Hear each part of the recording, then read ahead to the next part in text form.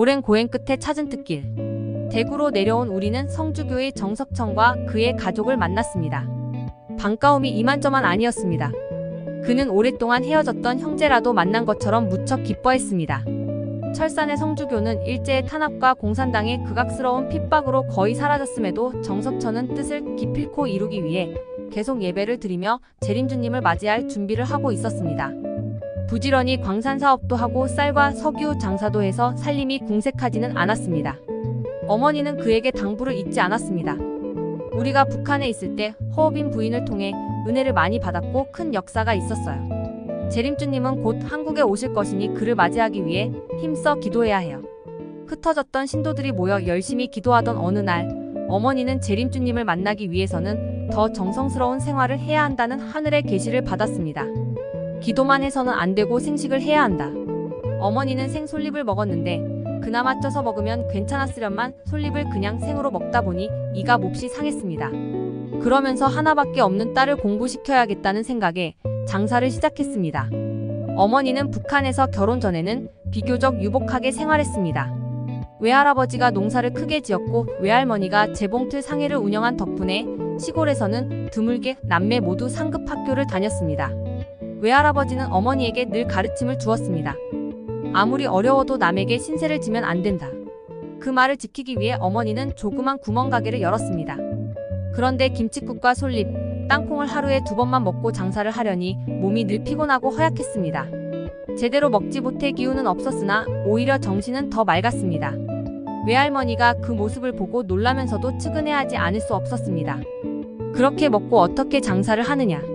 정말 기적 같은 일이구나. 어머니는 굶주린 채 돈도 많이 벌지 못하면서 석 달가량 장사를 했습니다. 신앙심이 워낙 깊어 무조건 믿어야 한다고만 알고 있었습니다. 안타깝게도 현실과의 타협이라는 것을 몰랐습니다. 그렇게 죽을 고생을 하면서도 딸이 세속에 물들지 않고 순수하게 자랄 수 있도록 늘 마음을 기울였습니다. 나는 봉산동에 있는 대구 초등학교에 들어가 공부를 했습니다. 얼굴뿐만 아니라 자태가 점점 더 예뻐지고 공부를 잘해서 친구들에게 인기가 많았고 어른들에게도 귀여움을 많이 받았습니다. 어느 날 오후 어머니가 가게를 지키고 있을 때 나는 가게 앞 골목에 나와 혼자 놀고 있었습니다. 어떤 사람이 지나가다가 나를 보고 우뚝 멈추어 섰습니다. 눈빛이 형형한 도인이었습니다. 어머니는 가게에서 나와 도인에게 공손히 인사를 했습니다. 도인은 나를 가리키며 물었습니다. 아주머니 딸입니까? 그러더니 따스하고 깊은 눈빛으로 나를 바라보았습니다.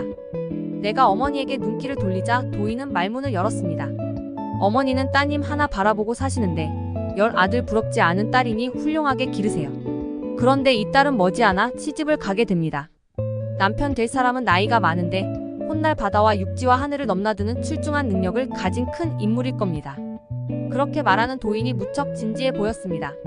어머니는 하나밖에 없는 딸을 더 정결하게 키워야겠다는 마음으로 1954년 제주도 서귀포로 건너갔습니다. 번잡한 대도시를 떠나 깨끗한 자연 속에서 나를 키우기 위함이었습니다. 그곳에서 정석천의 아우 정석진 일가와 함께 9개월을 보냈습니다. 어머니는 내가 초등학교를 졸업한 다음에 세상과는 무관한 가운데 주님을 위한 성녀의 길을 걷게 하려고 했습니다. 하나님의 딸로서 소명을 받기까지는 단지 순결해야 한다는 생각으로 정성을 쏟았습니다. 나는 신효초등학교 5학년으로 전학했는데 한창 뛰어놀 나이에 가혹하리만큼 혹독하게 신앙생활을 했습니다. 그래서 나는 기도, 경배, 정성으로 대부분의 시간을 보냈습니다. 어머니는 납작보리를 불려서 묵임치 하나를 곁들여 생식을 했고 나는 그나마 좁쌀로 지은 밥을 먹었습니다. 어머니는 그렇게 고생스러운 생식을 하면서도 농민들이 일하는 모습을 보면 그냥 지나치지 못하고 밭으로 들어가 보리가리를 도와주었습니다. 길을 걷다가 짐을 지고 가는 사람이 있으면 집까지 져다 주었습니다. 그런 어머니를 보고 사람들은 감탄에 마지 않았습니다. 세상에 이렇게 자상한 사람이 다 있네. 그러게나 말이에요. 교회를 열심히 다닌다고 하던데 역시 다르긴 다르네요. 어머니는 그렇게 누군가를 도와주는 일을 생활 가운데 늘 실천함으로써 신앙인의 모범을 보여주었습니다. 외삼촌은 전쟁이 끝날 무렵 결혼을 해서 가정을 꾸렸습니다. 외할머니는 아들 내외와 함께 서울에서 지내다가 딸과 외손녀가 어떻게 지내는지 궁금해 제주도로 내려왔습니다. 외삼촌은 강원도 춘천으로 발령이 나자 곧 우리에게 기별을 했습니다. 제주도 생활을 정리하고 춘천으로 오세요. 외할머니도 학자를 가까이에 두고 매일 보는 것이 내 삶의 유일한 낙이다라며 함께 육지로 나가자고 간곡히 말씀하셨습니다. 어머니와 나는 제주도를 떠나 외할머니가 사는 약사동 근처에 조그만 방을 얻어 춘천 생활을 시작했습니다. 나는 1955년 2월 봉이초등학교로 전학하고 곧 6학년이 되었습니다. 학교에는 아름드리 플라타너스가 큰 그늘을 드리웠는데 그 아래에서 책을 읽던 기억이 납니다. 또 학교 옆에 연탄 공장이 있어서 오갈 때마다 운동화에 연탄 가루가 묻었던 기억도 새롭습니다. 이듬해인 1956년 봉이초등학교를 제11회로 졸업했는데 전쟁통에 학교 4곳을 거친 끝에야 졸업장을 받았습니다. 공부를 잘해서 졸업식 때 우등상도 받았습니다. 주님을 만나려는 어머니의 간절함에 하늘이 드디어 응답했습니다. 우리 모녀를 보살피는 하나님은 손길을 거두지 않았습니다. 우리보다 먼저 남한으로 내려와 대구에서 살던 정석천은 항상 모친 김성도의 유언을 기억하며 실천하려 했습니다. 하나님이 맡기신 뜻을 내가 성사하지 못하면 다른 사람을 통해서라도 이룰 것이다. 주님이 오시는 단체는 음란 집단으로 오해받아 핍박을 당하고 옥고를 치를 것이다.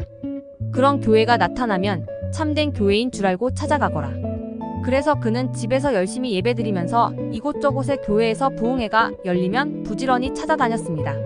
그러던 1955년 5월 그는 동아일보에 실린 이화여대 퇴학 사건 관련 기사 한 토막을 읽었습니다. 통일교회에 나간다는 이유로 이화여대 교수 5명이 해직되고 학생 14명이 강제 퇴학당했다는 내용이었습니다. 모친의 예언이 이루어지고 있음을 직감한 정석천은 부산에 사는 누나에게 편지를 보냈습니다. 누나는 딸과 함께 신문 조각을 들고 무작정 서울 청파동으로 올라왔으나 문 총재는 만나지 못하고 부산 통일교회를 소개받아 다시 부산으로 내려갔습니다. 그리고 대구에 있는 정석천에게 이 사실을 알렸습니다. 정석천은 대구 통일교회를 찾아가 원리 말씀을 듣고 그 자리에서 통일교 신도가 되었습니다. 그런데 입교한 지 열흘 만인 7월 4일에 문 총재가 투옥되는 충격적인 사건이 일어났습니다. 서울로 올라온 정석천은 서대문 형무소에서 문 총재를 면회하고 큰 격려를 받았습니다. 문 총재가 10월 4일 무죄로 석방되자 정석천은 대구 살림을 모두 정리하고 서울로 올라와 뜻길에 헌신하게 되었습니다. 문 총재는 출소 후에 대구를 방문했습니다. 그때 춘천으로 이사한 어머니는 하얀 용이 품에 안기는 꿈을 꾸었습니다. 하얀 용이 누구를 의미하는지, 품에 안기는 것은 또 무엇을 뜻하는지 정확히 알 수 없었으나 조만간 큰일이 닥치리라는 예감이 들었습니다. 마침 정석천이 보낸 편지를 읽고 곧장 대구로 내려갔습니다. 그러나 문 총재는 이미 서울로 올라간 후여서 만나지 못했습니다. 아쉬운 마음으로 대구를 떠나려 할 때 또 꿈을 꾸었습니다. 황금 용 한 쌍이 서울을 향해 엎드려 있는 꿈이었습니다. 어머니는 그 꿈을 가슴 깊이 새기고 서울로 올라와 한달음에 청파동 교회를 찾아갔습니다. 그곳에서 처음으로 문 총재를 뵙고 인사를 올렸습니다. 꿈에 나타난 하얀 용이 누구인지 궁금증이 풀렸습니다. 그때가 1955년 겨울 초입이었습니다. 30년 넘게 온갖 고행을 하며 꿈에 그리던 재림주님을 만나 더할 수 없이 감복했습니다. 그러나 황금 용 한 쌍은 누구인지 그 수수께끼는 풀지 못했습니다. 어머니의 감복과 달리 문 총재는 다른 식구들에게는 다정하게 대하면서도 유독 어머니만은 냉대했습니다. 어머니는 서러운 마음이 들고 한편으로는 앞이 캄캄했으나 묵묵히 쉬지 않고 기도했습니다. 하루는 문 총재가 예수님의 심정에 대해 설교하면서 이렇게 말했습니다. 옛날 이스라엘 민족은 참아버지로 오신 예수님을 맞아들이지 못하고 십자가에서 돌아가시게 했어요. 그 죄가 얼마나 큰지 알아요. 그 말씀을 들으며 어머니는 성전 한구석에서 처음부터 끝까지 마냥 울기만 했습니다. 그 이야기를 전해 들은 문 총재는 어머니를 불러 하늘의 소명을 받은 사람은 하늘은 물론 사탄의 시험까지 통과해야 한다며 위로해 주었습니다. 그러자 지금까지 냉대받은 서러움이 어머니 마음속에서 봄눈 녹듯 사라졌습니다. 굳건한 믿음을 갖게 된 어머니는 곧 춘천으로 내려가 개척 전도를 시작했습니다.